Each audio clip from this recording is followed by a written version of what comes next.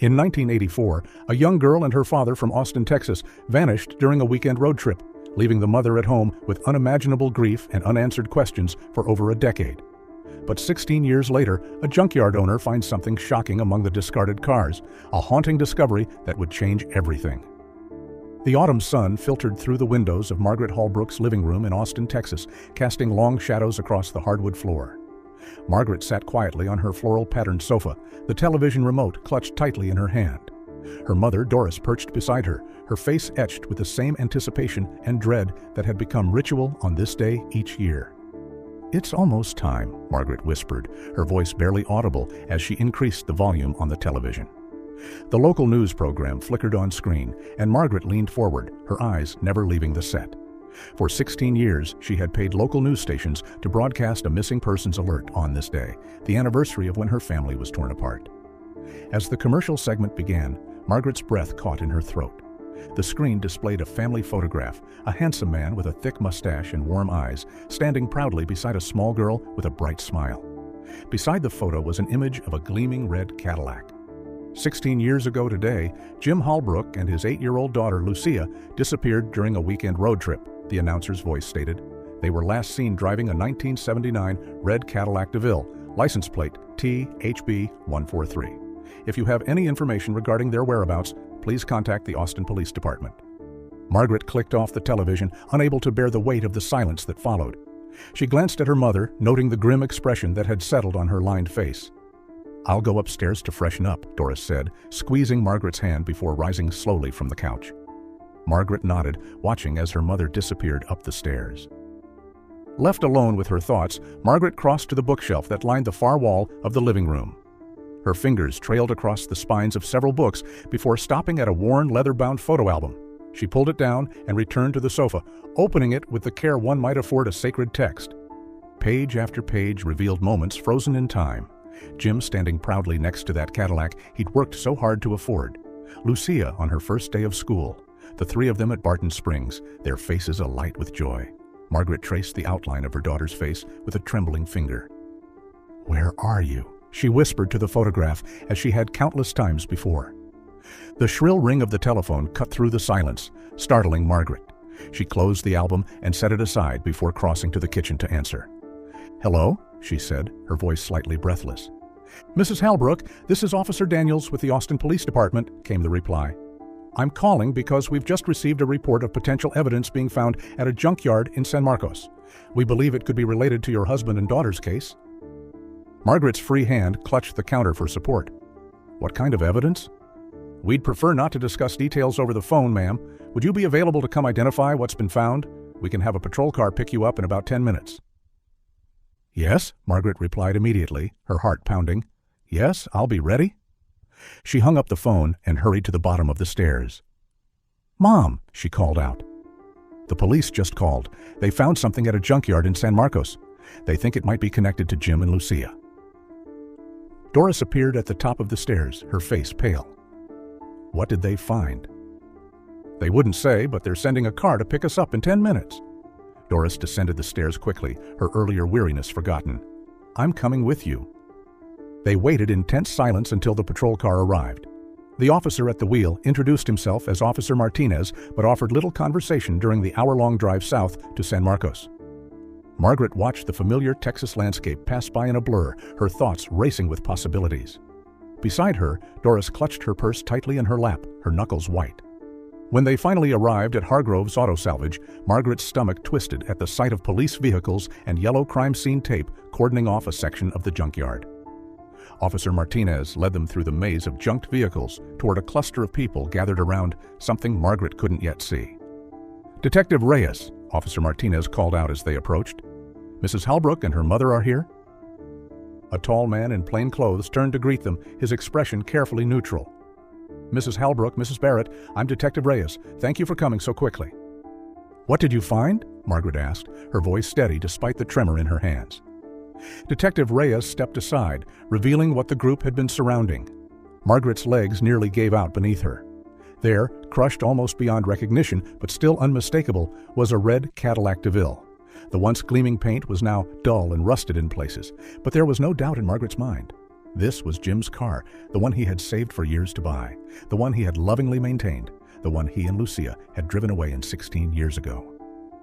"Oh my God," Doris whispered beside her, gripping Margaret's arm for support. Margaret approached the vehicle slowly, as if in a trance.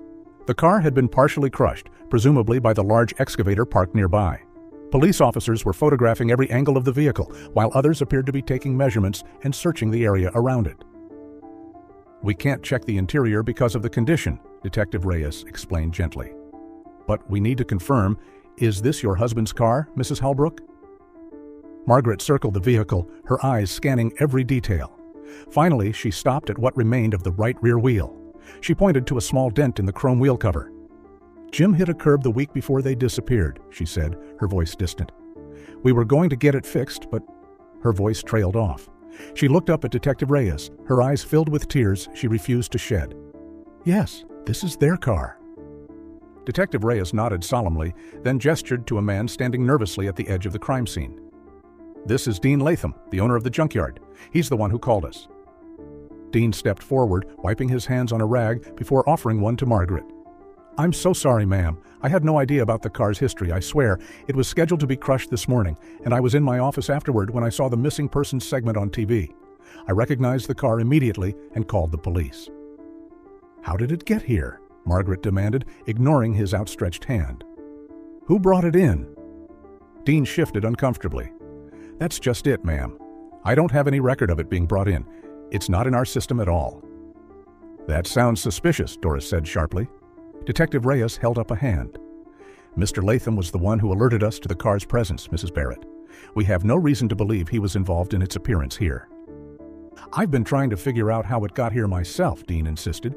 "We have strict protocols for accepting vehicles, paperwork, IDs, the works."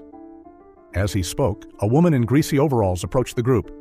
"I saw Reed bring it in," she said. All eyes turned to her. "Reed?" Detective Reyes asked. "Reed Carraway," Dean explained. "He's my partner, runs the technical side of things. He's the head technician here." Detective Reyes immediately pulled out his phone. "We need to speak with him. Can you call him?" Dean nodded and pulled out his own phone, dialing a number. After several moments, he shook his head. No answer. "I'll need his home address," Detective Reyes said firmly. "Of course," Dean replied, pulling out a small notebook from his pocket and writing down an address. "He lives in South Austin. Here's his information." Detective Reyes took the paper and turned to one of his officers. "I want a unit sent to this address immediately. Have them bring Mr. Carraway in for questioning." He turned back to Dean.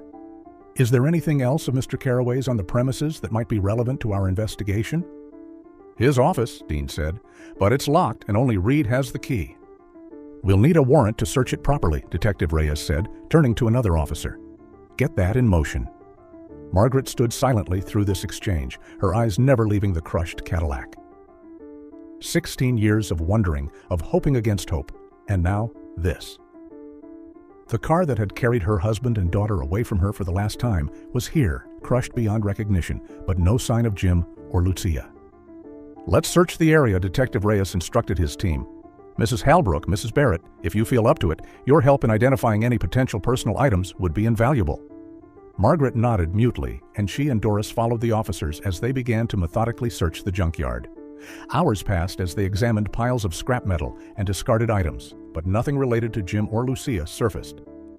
Eventually, they found themselves outside Reed Carraway's locked office, waiting for either the man himself or the warrant that would allow them to search it.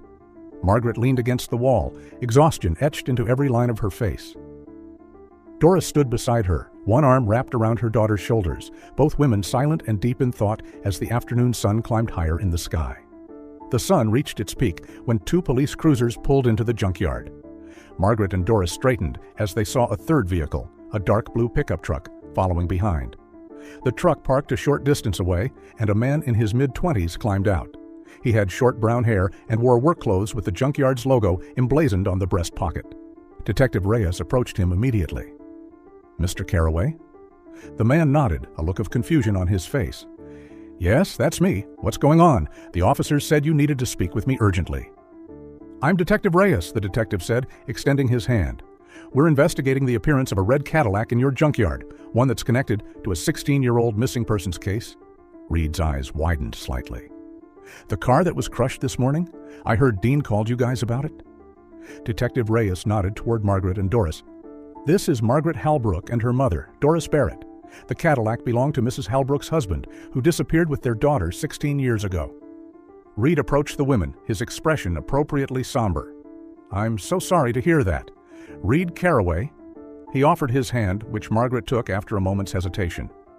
"The car wasn't properly logged into your system," Detective Reyes continued. "One of your coworkers said she saw you bring it in. We'd like to know how it came into your possession." Reed ran a hand through his hair, sighing. "Yeah, that was a weird situation. About a week ago, an older man brought it in when Dean wasn't around.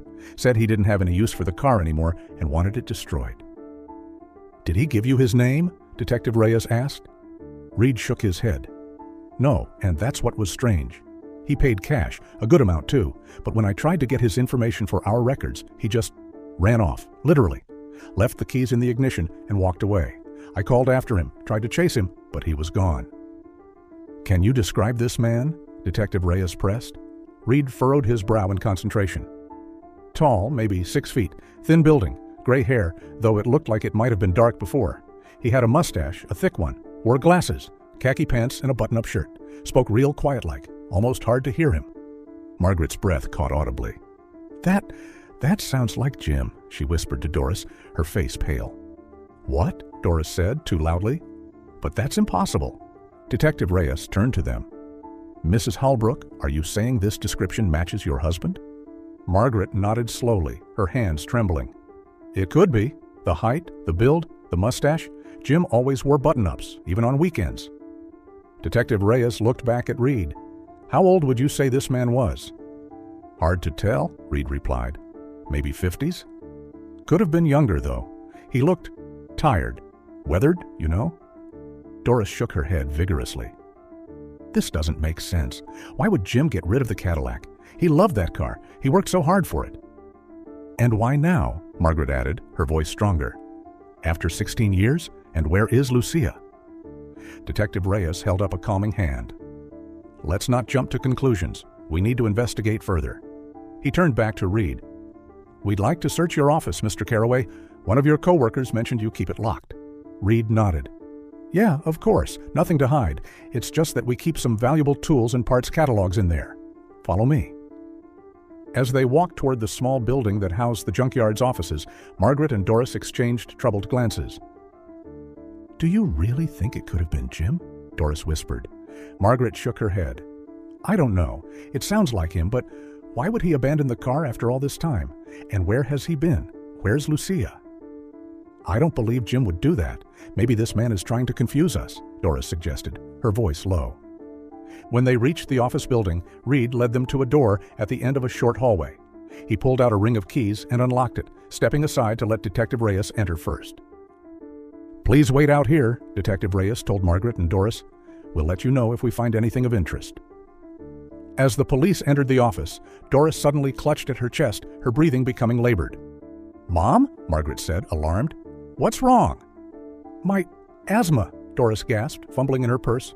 "I think the stress, my inhaler." Margaret helped her to a nearby bench. She found the inhaler at the bottom of Doris's purse and helped her mother use it, watching anxiously as Doris's breathing gradually steadied. "I'm okay," Doris insisted after a few minutes, though her face remained pale. "Just overwhelmed. I'm sorry for the trouble." "Would you like us to call an ambulance?" Detective Reyes had rushed to her side. Doris shook her head firmly. No, I'll be fine. Just need to rest a bit." While Margaret tended to her mother, the search of Reed's office continued. Occasionally, an officer would emerge with an item to show Margaret and Doris, but each time, Margaret shook her head. None of the items belonged to Jim or Lucia. After nearly an hour, Detective Reyes emerged from the office for the final time. "We've completed our search," he told Margaret and Doris. "Unfortunately, we didn't find anything directly connected to your husband or daughter." Margaret's shoulders slumped with disappointment. "So, we're no closer to understanding what happened?" "We've made progress," Detective Reyes assured her. "Finding the Cadillac is significant. Now we need to figure out who brought it here and why." He turned to Reed. "Mr. Carraway, we'd like you to come to the station to make a formal statement." Reed nodded. "Of course, whatever I can do to help." Mrs. Holbrook, Mrs. Barrett, we'd appreciate it if you'd come as well, Detective Reyes continued. We'd like to review the case details with you in light of this new evidence. We'll come with you, Margaret said firmly. I'll drive my own car, Reed offered. I'm heading back toward Austin anyway. Detective Reyes considered this for a moment, then nodded. That's fine. We'll expect you there within the hour. As they walked back to the police cruiser, Margaret supported her mother, who was still slightly unsteady on her feet. Are you sure you're up for this? Margaret asked quietly. Doris squeezed her daughter's arm. I wouldn't miss it for the world. If there's even a chance of finding out what happened to Jim and Lucia, I need to be there. They climbed into the back seat of the cruiser, watching as Reed got into his pickup truck. As the small convoy pulled out of the junkyard, the sun blazed high in the clear afternoon sky, casting sharp shadows across the crushed red Cadillac. The fluorescent lights of the Austin Police Department cast harsh shadows across the faces of everyone seated in the small conference room. Margaret and Doris sat on one side of the table, Detective Reyes and another officer across from them, while Reed Carraway had given his statement in a separate room. Let's go through the timeline again, Detective Reyes said, opening a thick file folder. Sometimes fresh eyes on old details can reveal something we've missed. Margaret nodded, her hands clasped tightly on the table. Jim and Lucia left on a Saturday morning, October 12, 1984. Jim had his dental practice here in Austin. He was well respected, had built it from nothing. He had this distinctive style about him, the mustache, his colorful ties. His patients loved him. And Lucia? Detective Reyes prompted gently. A small smile touched Margaret's lips. She was 8, so bright, so full of energy. She adored her father, followed him everywhere when she wasn't in school. You didn't go on the trip with them? The second officer asked, making notes. Margaret shook her head. Mom needed help that weekend. She was moving some furniture, rearranging her house after Dad passed. It was supposed to be just one night, a quick trip to Llano. Jim wanted to show Lucia the fall foliage in the hill country, maybe visit Enchanted Rock. They were supposed to be back Sunday evening. And when did you first realize something was wrong? Detective Reyes asked, though he surely knew the answer from the file before him. Sunday night, Margaret replied, her voice growing distant. Jim had promised to call when they left Llano. When I hadn't heard from him by dinner time, I tried the motel. They said Jim and Lucia had checked out that morning. I called his friends, relatives. No one had heard from them. By Monday morning, I went to the police. Doris reached over and squeezed her daughter's hand. We've been looking ever since. Detective Reyes nodded solemnly. The investigation at the time was thorough. Officers checked surveillance footage from gas stations and stores along their route. They interviewed the motel staff, diners in the area. Jim's credit cards and bank accounts were never used again. His dental practice remained untouched. The technology back then wasn't what it is now, the second officer added. No cell phones to track, fewer cameras. We did what we could. And now, 16 years later, his car shows up in a junkyard, Margaret said, her voice tight with emotion. Brought in by a man who matches Jim's description. A heavy silence fell over the room. Detective Reyes closed the file folder and leaned forward, his expression serious. Mrs. Holbrook, I have to ask, is it possible that your husband left voluntarily? Margaret stiffened. Number, absolutely not. We had a good marriage. He adored Lucia. His practice was thriving. There was no reason for him to leave. People sometimes have secrets, Detective Reyes said gently.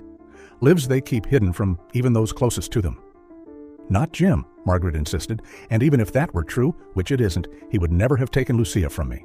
Never. The door to the conference room opened, and a female officer entered. Reed Carraway's statement has been processed, she informed Detective Reyes. He's waiting in the lobby. Detective Reyes nodded. Thank you. He turned back to Margaret and Doris. We'll continue investigating this new lead. The car will be thoroughly examined, and we'll try to trace its movements over the past 16 years. In the meantime, I recommend you both go home and get some rest. It's been a long day. Margaret glanced at her watch, surprised to see it was past 2 p.m. Yes, I suppose we should. We can have an officer drive you, Detective Reyes offered, standing. They made their way to the station lobby, where Reed was sitting in a plastic chair, scrolling through his phone. He stood when he saw them approaching. All done? He asked. Yes, Margaret replied. Thank you for your cooperation. Detective Reyes nodded. For today, we'll be in touch if we have more questions, Mr. Carraway. Reed glanced at Margaret and Doris. I could give you a ride. I live in the Hyde Park area. Detective Reyes looked dubious. "That's not necessary, Mr. Carraway. We can arrange." But before the detective could finish, a uniformed officer approached Detective Reyes with an urgent message, drawing him away from the group. In his absence, Margaret assessed their situation. Her mother was exhausted, and they faced a longer wait for a police escort or a taxi. "We'd appreciate the ride," Margaret decided, ignoring the flicker of unease in her stomach. Reed had cooperated fully with the police, and they knew where he worked. There was no rational reason to refuse. "I'll let Detective Reyes know," she added, stepping away to speak with the detective, who was still engaged with the officer. "Are you sure about this?" Doris whispered when Margaret returned. "The police have his information. It'll be fine." Detective Reyes returned, looking reluctant but resigned when Margaret informed him of their decision. "I've got his license plate and contact information," he assured them. "Call immediately if there's any problem." Reed's pickup was old but well-maintained. He opened the passenger door for Doris, helping her climb into the cab, then waited as Margaret settled into the middle seat.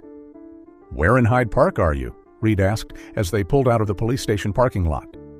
"Speedway, near 45th, Margaret replied, keeping her tone neutral. Reed nodded. "I'm on Avenue H, not far from there at all. Funny, we've never crossed paths before. But thank you again for the ride," Margaret said. The afternoon in Austin was relatively quiet today as they headed north. Reed maintained a casual conversation, asking about the neighborhood, commenting on changes to the city over the years. Suddenly, Doris gasped and began patting her pockets and purse. "What's wrong, Mom?" Margaret asked, alarmed. "My inhaler," Doris said, her voice tight with worry. "I think I left it at the Junkyard office when I had that attack earlier." "Are you feeling okay?" Margaret asked, concerned. "I'm fine now," Doris assured her. "But I need that inhaler. It's my prescription one, and I just got it last week. It was expensive." Reed glanced over at them. "I have asthma too. If you need an inhaler, I have a spare at my place. We could swing by and pick up." Margaret shook her head. "That's very kind, but maybe we could just stop at a pharmacy. There must be one somewhere."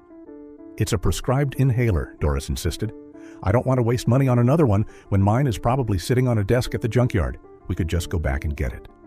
"Now?" Margaret asked, surprised. "But the Junkyard is an hour away." "I don't mind driving you back," Reed offered. "Really? It's no trouble?" "We couldn't ask you to do that," Margaret protested. "We can take a taxi instead." Doris shook her head firmly. "That would be so expensive, Margaret. Mr. Carraway is offering to help us." "Please call me Reed," he said. "And seriously, I don't mind. That Junkyard is practically my second home. We can be there and back in a couple of hours." Margaret looked at her mother's determined face and sighed. "If you're sure, Mom?" "I am," Doris said. "I don't want to waste a perfectly good inhaler."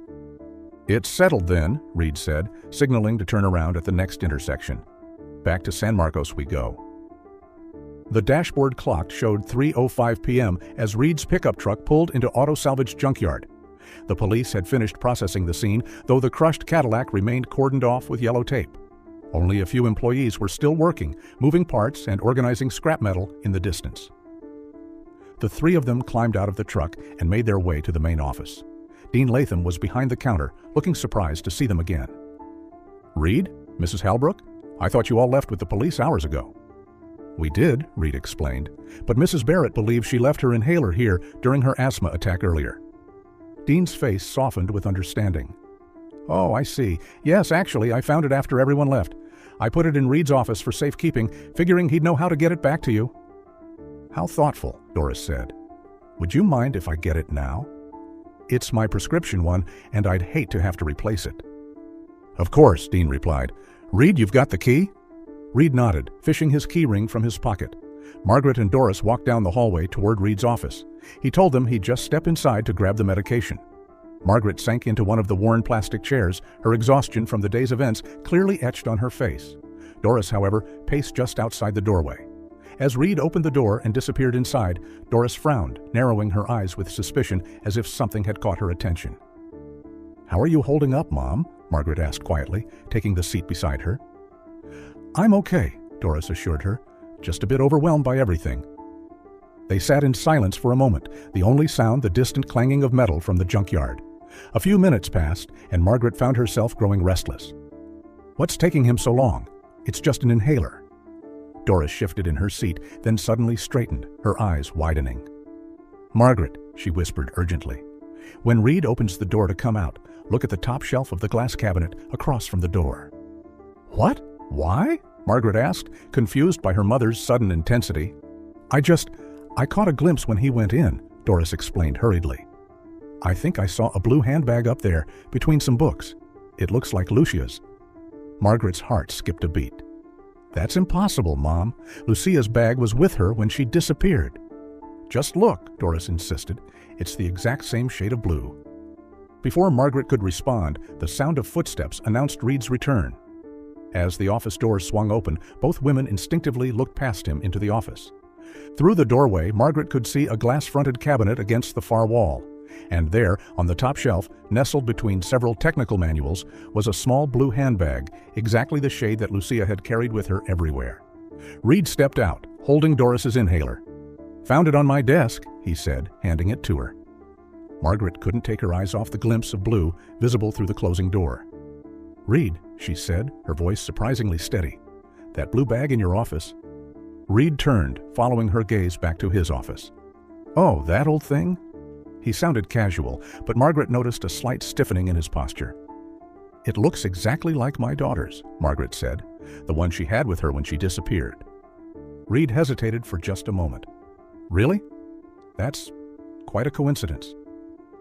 Would you mind if I took a closer look? Margaret asked, already rising from her chair.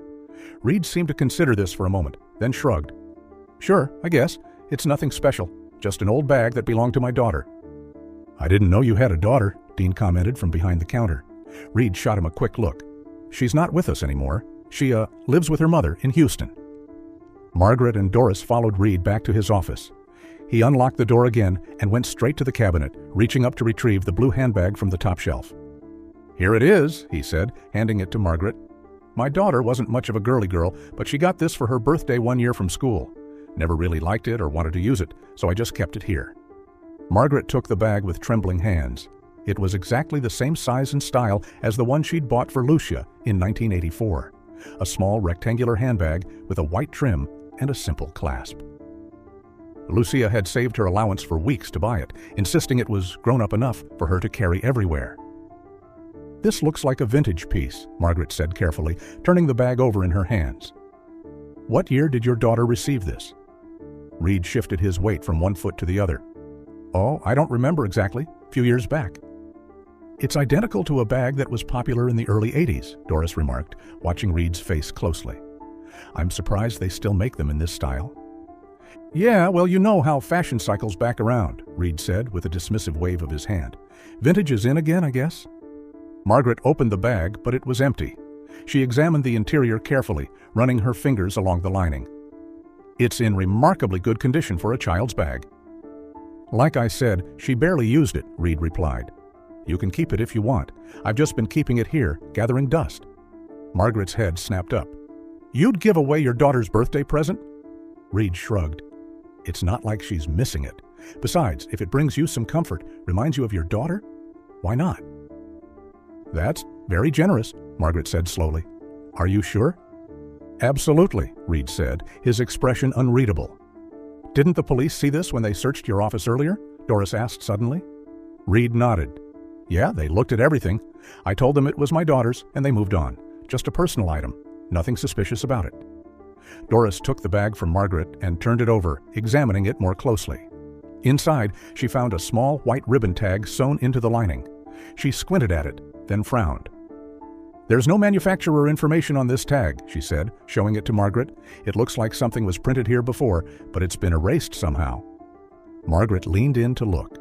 Sure enough, the white tag bore faint traces of what might have once been text, but it was now impossible to read. That's strange, she murmured, then looked up at Reed. What kind of birthday present doesn't have any tags or branding? I wouldn't know, Reed said, a hint of impatience creeping into his voice. It was given by a friend at her school. Margaret ran her fingers over the material of the bag again, noting the familiar texture and weight of it. It felt exactly like Lucia's bag, the one she'd been so proud to carry, the one she insisted on taking everywhere, even on that final road trip with her father. We'll keep it, Doris announced suddenly, clutching the bag to her chest. If you're sure it's okay. Like I said, it's just gathering dust here, Reed repeated, gesturing toward the door. Now, if there's nothing else, I should probably be getting you two back to Austin." As they walked back through the junkyard toward Reed's truck, Margaret and Doris exchanged meaningful glances. Neither spoke until they were seated in the vehicle, and Reed had stepped away briefly to speak with Dean. "It's Lucia's bag," Doris whispered urgently. "I'm sure of it. The tag has been tampered with to remove the brand and production year." Margaret nodded, her mind racing. But how would Reed have Lucia's bag, and why would it be in his office? "I don't know," Doris replied, "but something isn't right here. First, Jim's car shows up in this junkyard, brought in by Reed, and now this bag that looks exactly like Lucia's is in his office?" "Let's not jump to conclusions," Margaret cautioned, though her own suspicions were mounting. This could all be a strange coincidence. "Do you really believe that?" Doris asked, her eyes piercing. Before Margaret could respond, Reed climbed back into the driver's seat. "All set?" he asked cheerfully, as if the strange encounter with the blue handbag had never happened. "Yes," Margaret replied, forcing a smile. "Thank you again for your help today." Reed started the engine and pulled out of the junkyard. As they headed back toward Austin, Margaret clutched the blue handbag in her lap, her fingers tracing the familiar contours. The day had stretched into late afternoon as Reed's pickup truck rejoined the northbound traffic on Interstate 35.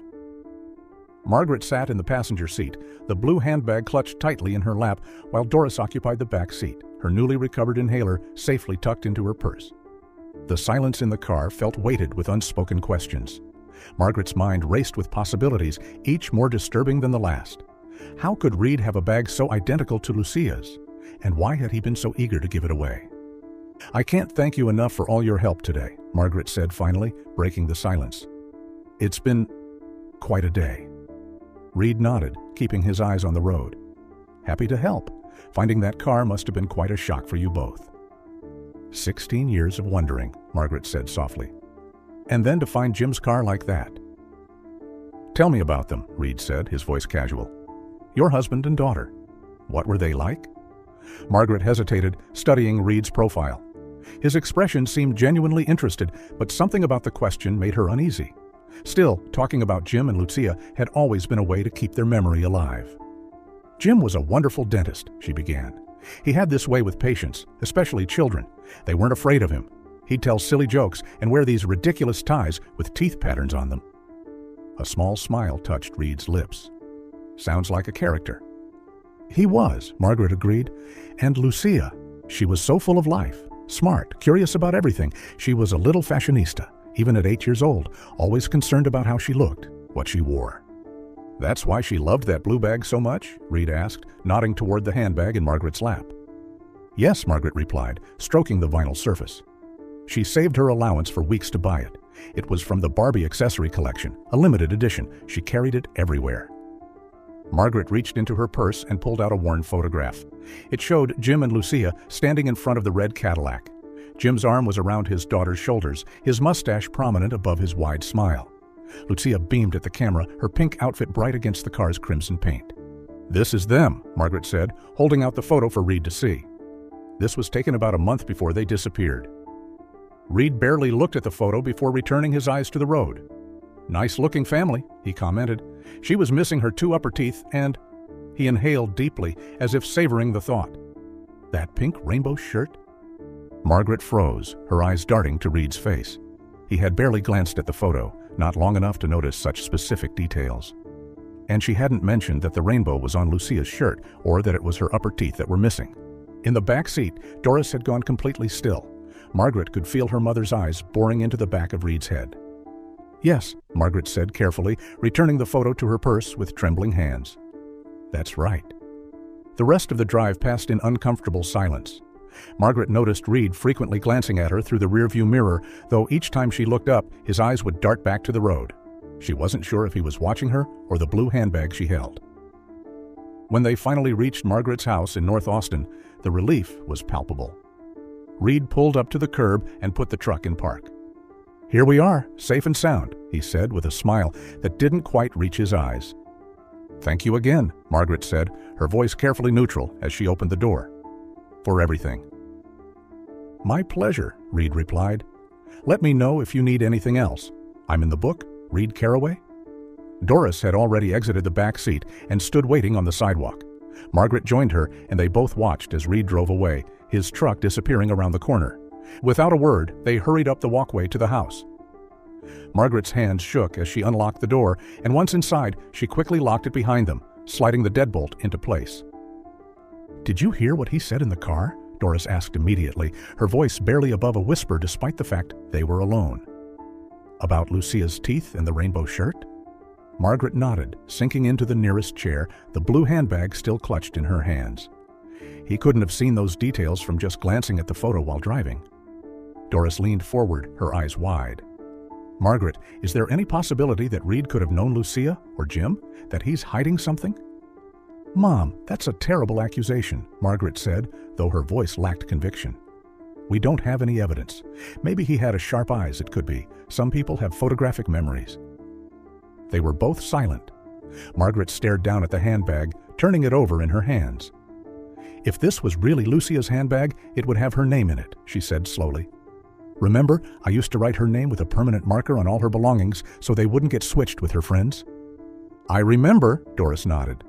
"She was very angry when I wanted to write her name in this handbag," Margaret continued, a distant smile touching her lips at the memory. "So we decided to stick a sticker inside for identification instead." She looked up at her mother. "Plus, this bag style was quite popular back then. I bought her the original limited edition Mattel Barbie accessory pack. We saw other children her age with similar bags in different colors. There were even other brands that made similar models and sold them at department stores." Doris nodded, but her expression remained troubled. "Still, it's an awful lot of coincidences, don't you think?" Margaret fell silent, running her fingers along the seams of the handbag. The material felt right, exactly as she remembered Lucia's bag, and the white tag inside with its mysteriously erased printing. "Let's go to an antique shop," Doris said suddenly. "Have an expert there check this bag. If it's truly a vintage piece from the 80s, they'll be able to tell us, and we'll go to the police." Margaret considered this for a moment, then nodded decisively. "You're right. Let's get an expert opinion. If this really is from the Mattel limited edition collection, someone who knows vintage items would be able to confirm it." She rose from her chair, the blue handbag still in her hand. "I'll get the car keys," Margaret said, her voice stronger now. "There's that antique shop on Burnett Road. If we hurry, we can get there before they close." Doris stood as well, her earlier exhaustion seemingly forgotten in the face of this new lead. "Let's go. We need to know what we're dealing with." As they headed for the door, Margaret clutched the blue handbag tightly. Margaret's sedan pulled out of the driveway and into the golden light of the late afternoon. She gripped the steering wheel tightly, while Doris sat beside her, the blue handbag nestled securely in her lap. "Burnett Antiques should still be open," Margaret said, checking her watch. "Mr. Keller has always been knowledgeable about vintage collectibles." Traffic was moderate as they made their way across town, neither woman speaking much. The weight of the day's discoveries hung between them, first Jim's crushed Cadillac, and now this handbag that so closely resembled Lucia's prized possession. "Do you really think this could be Lucia's bag?" Doris asked quietly, tracing the white trim with her fingertip. Margaret kept her eyes on the road. "I don't know what to think anymore, Mom. If it was Lucia's and Reed was lying, why would he keep it all these years?" 20 minutes later, they pulled into the small parking lot of Burnett Antiques, a modest storefront wedged between a bakery and a hardware store. A bell jingled as they pushed open the door, and the scent of old books and furniture polish enveloped them. The shop was cluttered but organized, with glass display cases containing jewelry and small collectibles, while larger furniture pieces were arranged throughout the open space. A man in his 60s looked up from behind the counter, smiling in recognition. "Mrs. Halbrook, Mrs. Barrett," he greeted them. "What a pleasant surprise. How can I help you ladies today?" "Hello, Mr. Keller," Margaret replied. "We were hoping you might be able to tell us something about this handbag." She gestured to Doris, who placed the blue bag on the counter. Mr. Keller adjusted his glasses and peered down at it. Interesting piece. Children's accessory, circa early 1980s, if I'm not mistaken." He turned it over in his hands. "But this isn't really my specialty. Let me call Robert from the back. He's much better with these sorts of items." He disappeared through a curtained doorway, returning a moment later with a younger man in his 40s, with salt and pepper hair and wire-rimmed glasses. "This is Robert Cann," Mr. Keller explained. "He's our specialist for vintage toys and collectibles. His wife is a serious Barbie collector, so if anyone can identify this piece properly, it's him."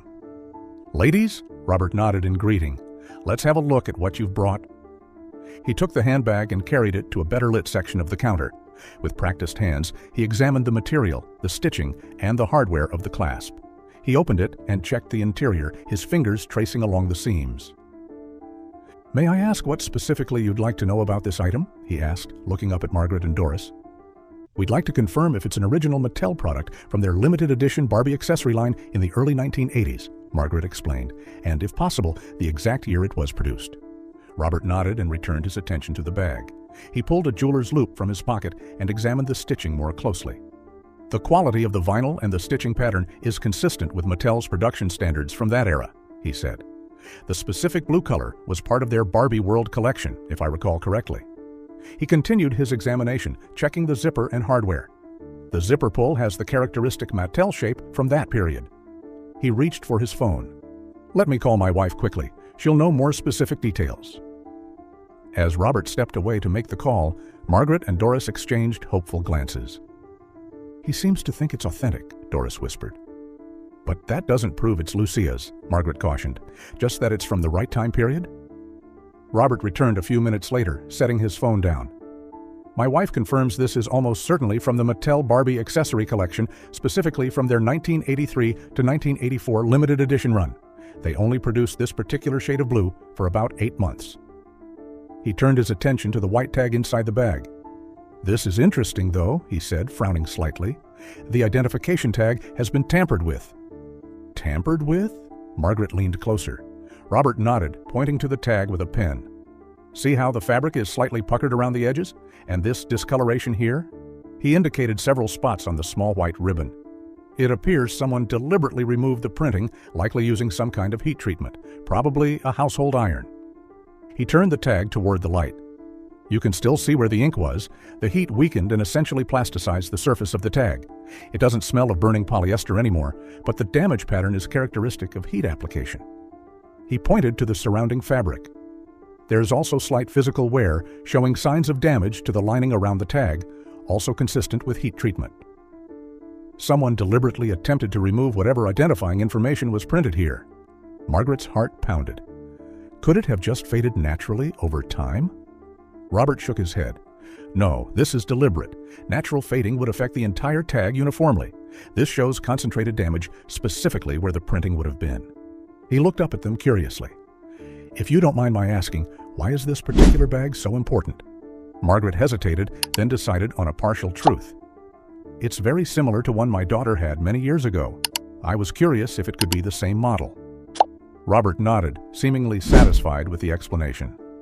"Well, I can tell you with confidence that this is an original Mattel product from their 1983 to 1984 line. My wife would be happy to provide more details if you'd like to bring it by sometime when she's here." "Thank you," Margaret said, her voice slightly unsteady. "You've been extremely helpful." Robert carefully handed the bag back to her. "Is there anything else you'd like to know about it?"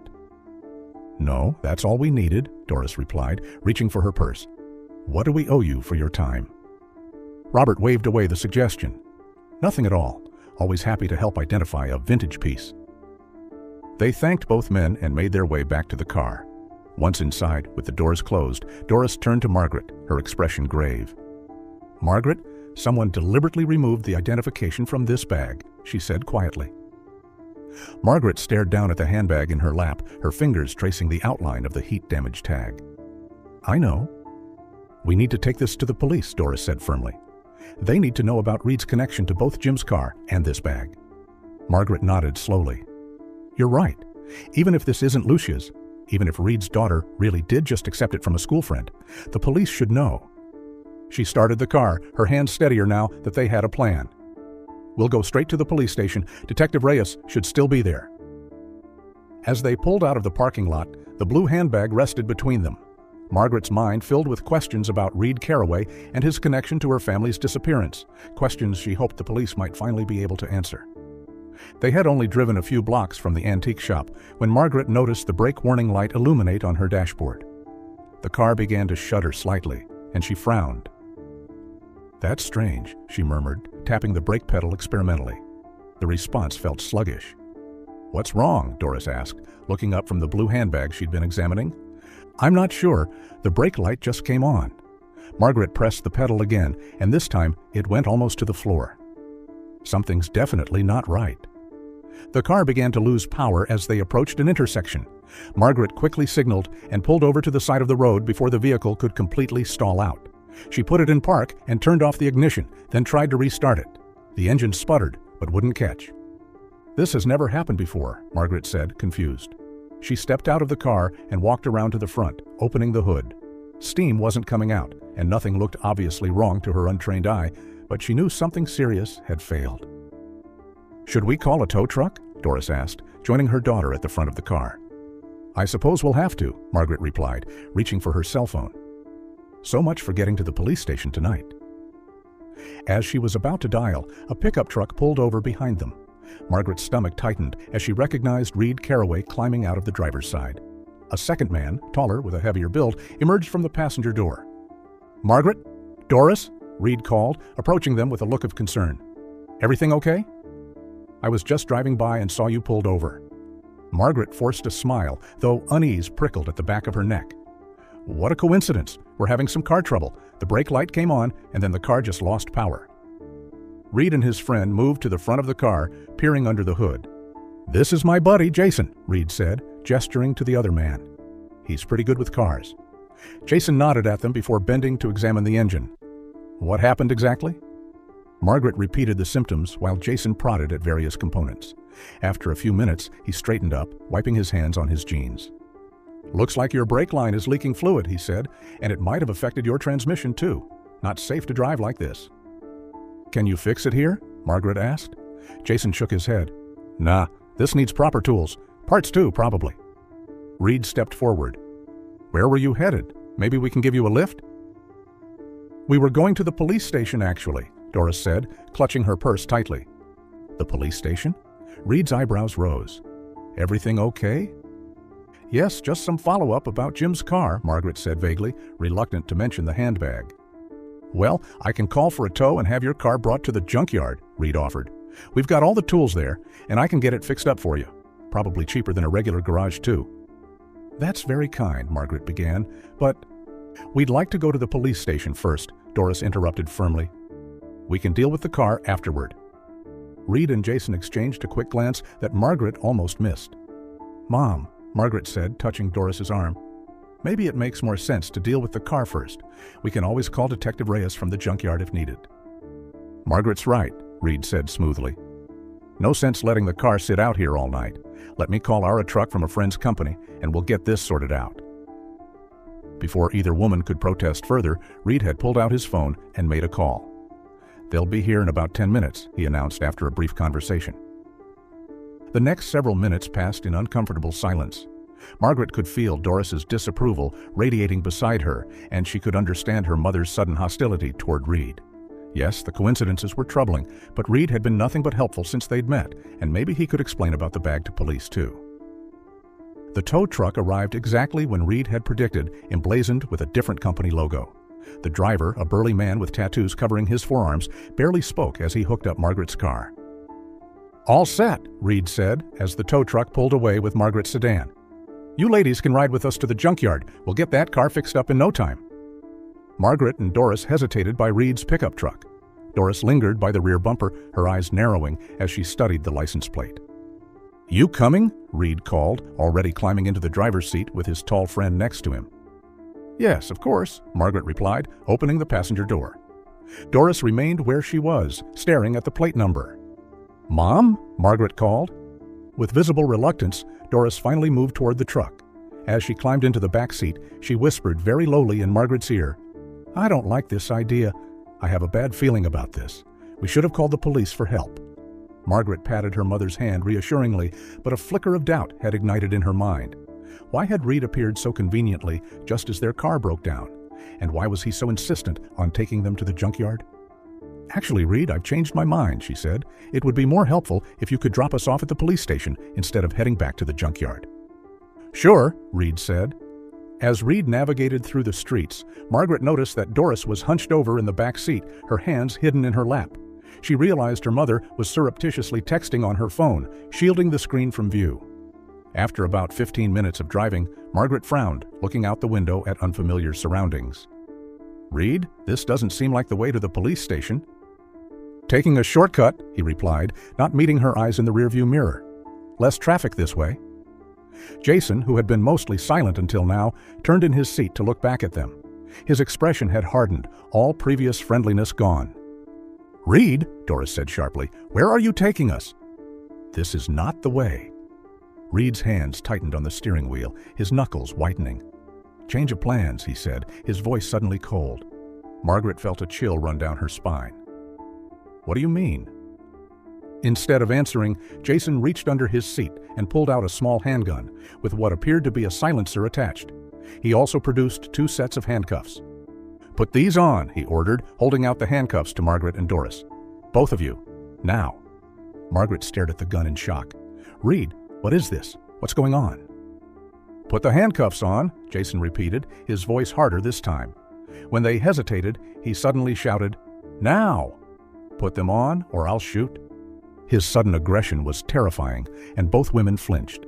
With trembling hands, Margaret took the cold metal cuffs and snapped one end around her right wrist, then the other around her left. Beside her, Doris did the same. Jason reached back again and roughly checked that the handcuffs were secure. Satisfied, he then produced 2 handkerchiefs from his pocket, balled them up, and shoved one into Margaret's mouth, then Doris's. "That blue bag," Jason said, reaching over and snatching it from Doris's lap. "It's not yours anymore." He pushed both women harshly, forcing Margaret down onto the floor of the back seat, while Doris was shoved sideways across the back seat. Reed's eyes met Margaret's in the rearview mirror, all pretense of friendliness gone. "Be quiet," he said coldly, "or you'll never see another daylight." As the truck continued down the increasingly rural road, Margaret's mind raced with terror. The blue handbag had been important enough to Reed that he was willing to kidnap them for it. Whatever connection it had to Lucia and Jim, Reed was clearly desperate to keep that information hidden. Through her fear, Margaret caught Doris's eye. Her mother's expression communicated a clear message. "I texted someone, there's hope." Reed turned the truck onto a narrow dirt road, trees closing in around them as they left civilization behind.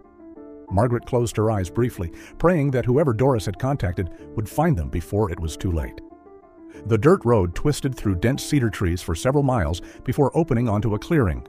In the fading light of early evening, Margaret could make out a dilapidated farmhouse with peeling white paint and a sagging porch. Nearby stood a battered camper trailer, its once white exterior now a dingy gray. No other vehicles were visible, and the property appeared isolated from any neighboring farms. Reed parked the truck about 50 yards from the house and turned off the engine. Jason kept the gun trained on Margaret and Doris as Reed came around to open the back door. "Get out," he ordered, roughly pulling Margaret from the floor of the truck. Doris followed, her legs unsteady after being cramped in the back seat. With their hands cuffed in front of them and gags still in their mouths, the women were helpless as Reed and Jason marched them toward the farmhouse. As they passed the camper trailer, Margaret noticed it was rocking noticeably, as if someone inside was moving violently. Reed nudged Jason, snickering. "Looks like the boss is having his good time in there," he said, nodding toward the shaking trailer. Jason laughed. "Yeah, we should wait until he's finished before giving him a new headache to deal with." He shoved Margaret forward. "These 2 women are gonna be trouble." They continued to the farmhouse, climbing the creaking steps to the porch. Reed pushed open the front door, revealing a dim interior that smelled of mildew and cigarette smoke. They were guided through a cluttered living room and down a hallway to what appeared to be an office. A desk with an old computer and telephone sat in one corner, while filing cabinets lined the opposite wall. An older man with graying hair sat in a chair near the window, reading a newspaper. He looked up as they entered, his weathered face expressionless. "Watch these 2, Reed instructed him as Jason removed the gags from Margaret and Doris's mouths. "We're gonna get something to eat before the boss is done." The older man nodded, setting his newspaper aside. "Don't talk to the prisoners," Jason added sharply. "Same as always." Reed produced a length of chain which he used to secure Margaret and Doris's handcuffs to a heavy metal radiator in the corner of the room. Once satisfied they couldn't escape, he and Jason left, closing the door behind them. As soon as they were alone with the older man, Margaret began to plead. "Please help us. We haven't done anything wrong." "My daughter is the police detective," Doris added desperately. "She'll find us. If you help us now, they'll go easier on you." The older man remained silent, picking up his newspaper again, but not actually reading it. "Please," Margaret continued, her voice cracking. "We're just trying to find my daughter and husband. They disappeared 16 years ago. For several minutes, they continued calling out, begging for help, explaining their situation. The older man ignored them, occasionally glancing toward the door as if worried someone might overhear. Finally, after what seemed like an eternity, the door opened. The older man stood quickly, looking alarmed, but it was only him coming back into the room. He approached them with a stern expression. "Be quiet," he hissed harshly, "or they'll hurt you. You don't know what they're capable of." "Please," Doris said, her voice softer now. "I'm Doris Barrett, and this is my daughter, Margaret Halbrook. We're looking for my granddaughter, Lucia Halbrook. She was only 8 years old when she disappeared with her father 16 years ago. If she's here, please just let us know." The older man studied them with hard eyes, his expression unreadable. Then he glanced toward the hallway, listening for any sign of Reed or Jason returning. Apparently satisfied they were alone, his face softened almost imperceptibly. "They call her Samantha in here," he said, his voice barely above a whisper. "But I knew her name was Lucia, because that's what they called her before they changed her name 4 years ago." Margaret gasped, her knees nearly buckling. "She's here? My Lucia is here?" The older man nodded curtly. "Keep your voice down," he warned. "Please help us," Margaret begged, tears streaming down her face. "You look different from those people. I can see you're a good man." "I can be a dead man for being a good man now," he replied grimly. "You don't know who you're dealing with." "Our years are short anyway, sir," Doris said, her voice gentle but urgent. "Soon we're going to die and live in a different world according to our deeds. Please, help us." The man seemed to wrestle with himself, conflict evident in his lined face. Then they heard footsteps in the hallway, and Doris whispered, "Please," once more. The older man exhaled heavily, as if making a momentous decision. "I do this for Samantha," he muttered, pulling a cell phone from his pocket. With trembling fingers, he quickly dialed 911, whispered the farmhouse's location, and hung up, slipping the phone back into his pocket just as the door opened. 3 men entered the room. Reed, Jason, and a large, muscular man dressed only in a dirty white tank top and boxer shorts. His bare legs were covered in coarse hair, and his arms bore faded tattoos. Margaret felt sick just looking at him, especially when she realized this must be the boss Reed had mentioned. "What are you doing in here, Micah?" the boss demanded, his voice a deep rasp. "You're not supposed to be with the prisoners." The older man, Micah, took a step back, his face suddenly fearful. "These women were noisy, brother. I was just telling them to be quiet, that's all." The boss studied him suspiciously, his eyes narrowing. "Search him," he ordered Reed and Jason. "If you find anything, deal with him." He fixed Reed with a meaningful stare. "Can you do that?" Reed nodded without hesitation. "Yes, boss." Reed and Micah left the room, leaving Margaret and Doris alone with Jason and the boss. The large man approached them slowly, his eyes traveling over their bodies in a way that made Margaret's skin crawl. "So," he said, his voice thick with something that turned Margaret's stomach, "Reed tells me you're here for Samantha." He reached out and touched Margaret's hair, then leaned in to smell it. "I like older women too, not just the young ones." Margaret jerked away from his touch, her handcuffs rattling against the radiator. "Give her back to us," she demanded, summoning courage she didn't know she possessed. The boss laughed, a deep, unsettling sound. "That can't happen, but I'll tell you what I can do." He turned to Jason. "Bring them in." Jason nodded and left the room, returning moments later with 3 women. They appeared to be in their mid-20s, all with similar builds and long brown hair. They stood with their heads bowed, not making eye contact with anyone. "Here's the game," the boss announced, clearly enjoying himself. "Pick which one is Samantha. No discussion allowed. You both have to point at the same time, and if you both get it right, I'll let you see her. Just see her, mind you." He grinned, revealing yellowed teeth. Margaret and Doris studied the 3 women desperately. They all had similar hair color to Lucia, though they were now grown women rather than the 8-year-old girl Margaret had last seen. Margaret searched their faces for any hint of the daughter she had lost, any echo of the child she had raised. One woman, standing slightly to the left, had a small scar near her right eyebrow, just like the one Lucia had gotten falling off her bicycle when she was 6. Margaret's heart thundered in her chest as she raised her cuffed hands to point. 1, 2, 3, point! The boss shouted. Margaret and Doris both pointed to the same woman, the one with the small scar. The boss's laughter filled the room. "Well, I'll be damned. Family really can tell each other apart, can't they?" He gestured to the other 2 women. "Take these 2 away." Jason escorted the other women out, leaving the boss, Margaret, Doris, and the woman they'd identified as Lucia Samantha in the room. "Lucia?" Margaret whispered, her voice breaking. "Sweetheart, is it really you?" The young woman didn't respond or even look up. Her expression remained blank, her eyes distant, as if she had retreated deep inside herself. "Now for the real fun," the boss said, his voice dropping to a menacing tone. "Samantha, strip." Margaret and Doris gasped in horror. "No!" Margaret cried. "Please, don't do this to her." "Leave her alone," Doris added, her voice shaking with anger and fear. The boss ignored them, focusing on Samantha. "I said strip. Now." To Margaret's horror, Samantha began to comply, her movements mechanical and her expression still vacant. She showed no emotion, no resistance, as if she had performed this act countless times before. "That's it," the boss encouraged, then suddenly held up his hand. "Wait, I have a better idea." He turned to Margaret with a cruel smile. "More flavors would be nice?"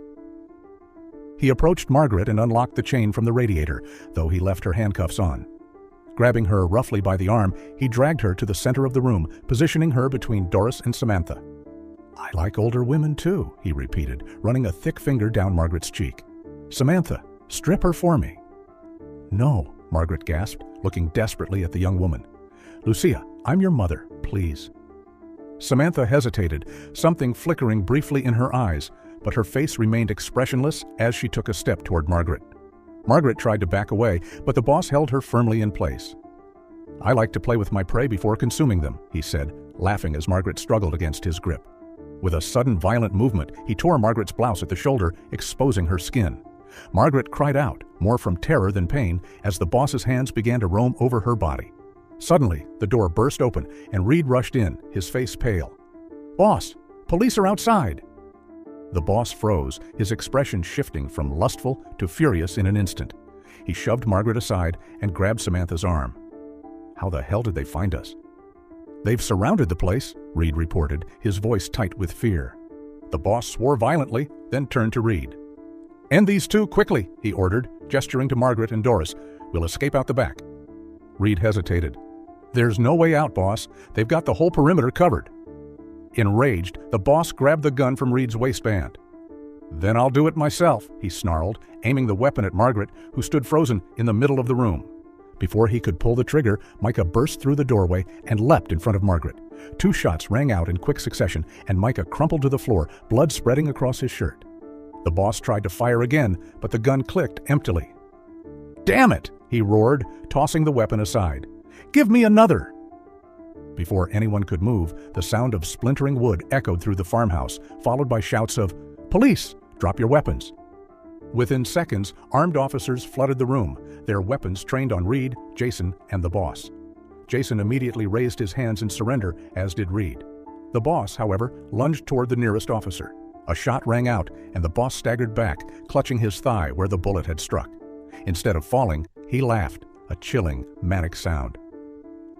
"Do you know how many bullets I've taken in my life?" he taunted, blood seeping between his fingers. Another officer fired, striking him in the shoulder. This time, the boss fell to his knees, his face contorted with pain, but still defiant. As the officers secured the scene, handcuffing the 3 men, paramedics rushed to Micah's side. Margaret, freed from her handcuffs by a female officer, immediately went to Samantha, who stood motionless in the chaos, her eyes vacant. "Lucia?" Margaret whispered, reaching out to touch her daughter's face. "It's me. It's Mom." There was no response, no recognition in those empty eyes. Whatever horrors Lucia had endured over the past 16 years had left deep scars, not all of them visible. Doris, also freed from her restraints, joined them, tears streaming down her face as she looked at her granddaughter. "We found her, Margaret," she sobbed. "We finally found her." As the paramedics worked to stabilize Micah and the police led the handcuffed criminals away, Margaret held her daughter close, silently vowing that whatever it took, however long it might be, she would help Lucia find her way back from the darkness that had claimed her. The flashing lights of police cruisers and ambulances bathed the farmhouse property in alternating red and blue. Officers swarmed the area, securing the scene and collecting evidence, while paramedics attended to the injured and traumatized. Margaret watched in a daze as Reed, Jason, and the man they called Boss were led from the farmhouse in handcuffs. Reed kept his head down, avoiding eye contact with anyone, while Jason stared straight ahead, his face expressionless.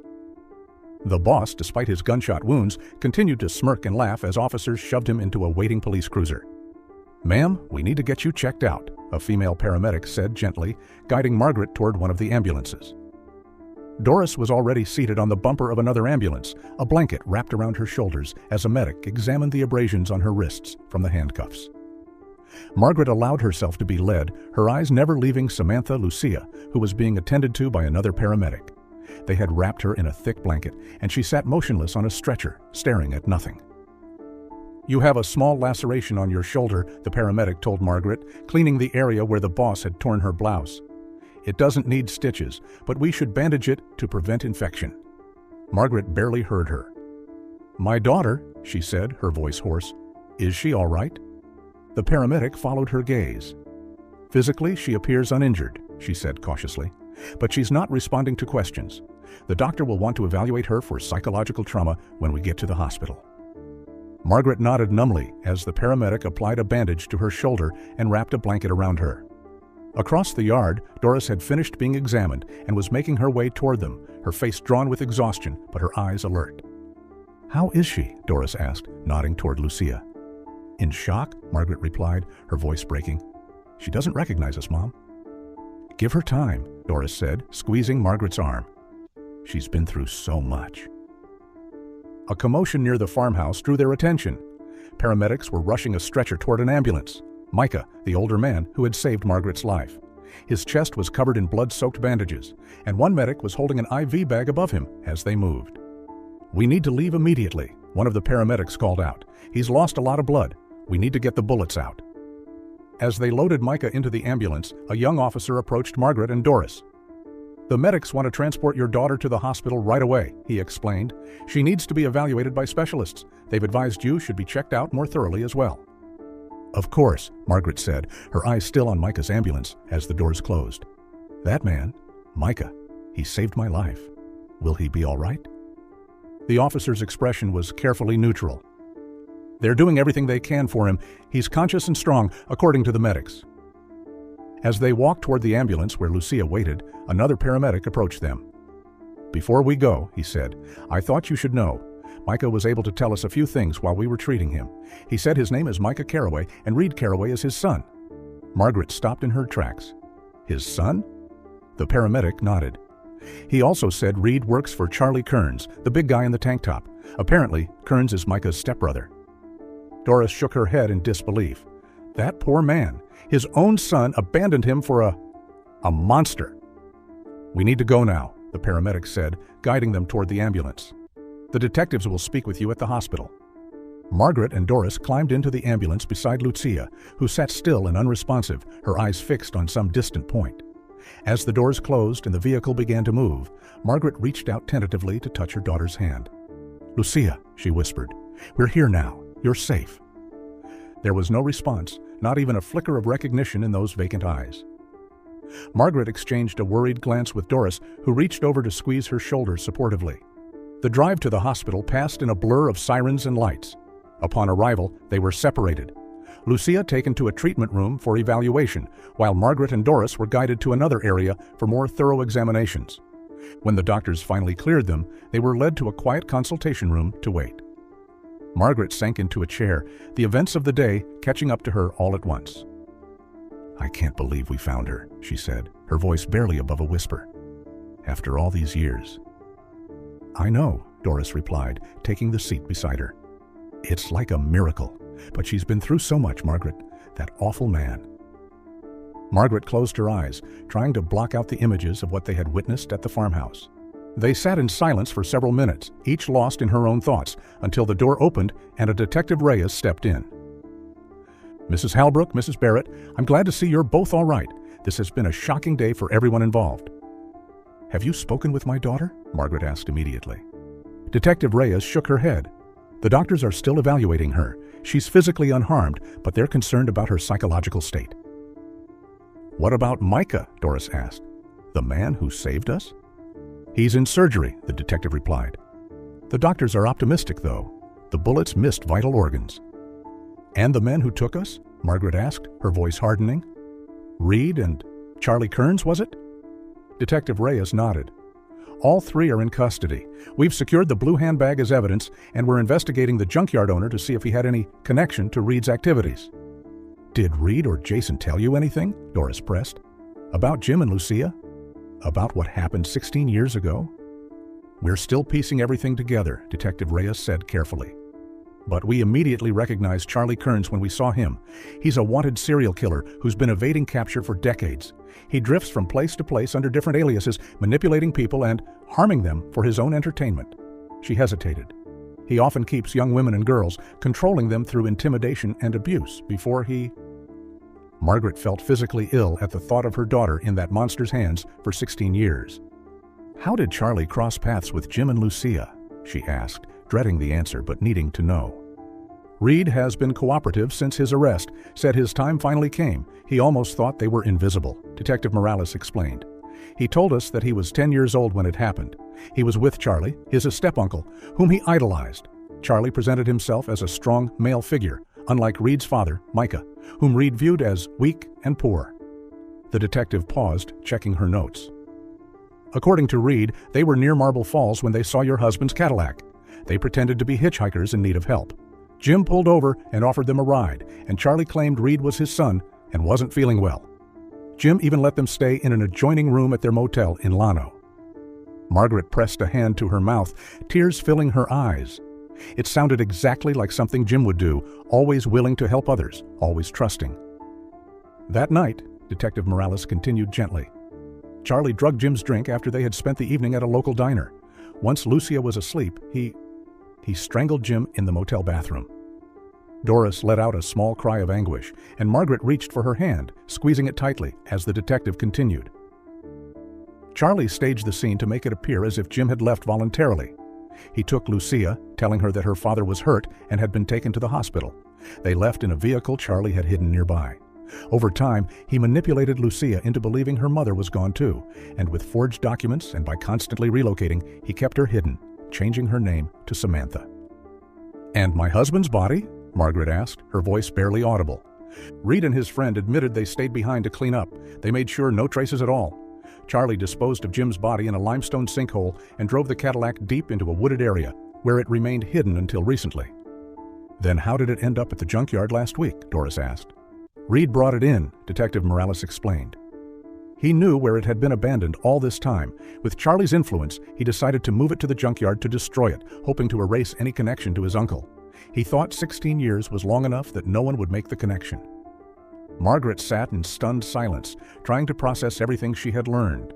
Her husband had been murdered that very first night, while her daughter had endured 16 years of captivity and abuse. "We'll try to locate your husband's remains," Detective Morales said softly, based on Reed's information about the location.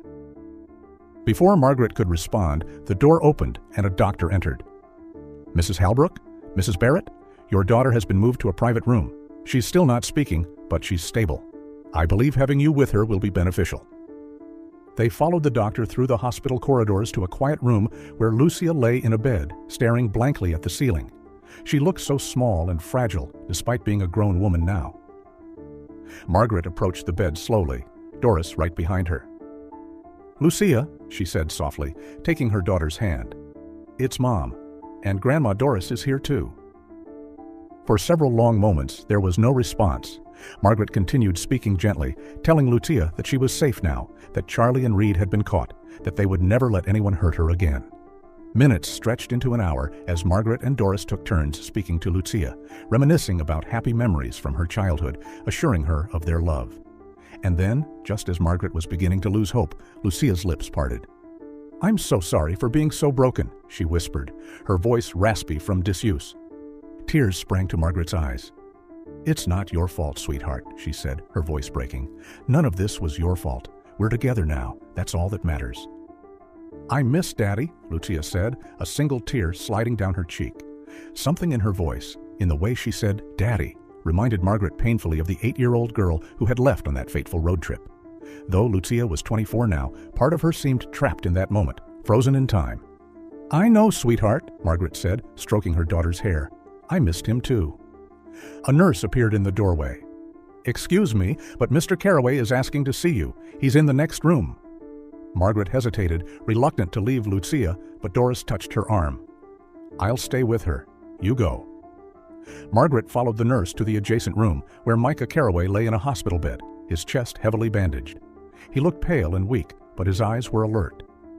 "Mrs. Halbrook," he said, his voice barely above a whisper, "I wanted to apologize for my son, and for myself, for staying quiet all these years."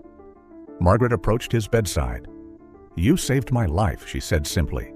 "If not for your courage, we would still be in that farmhouse. We might never have found Lucia." Micah closed his eyes briefly.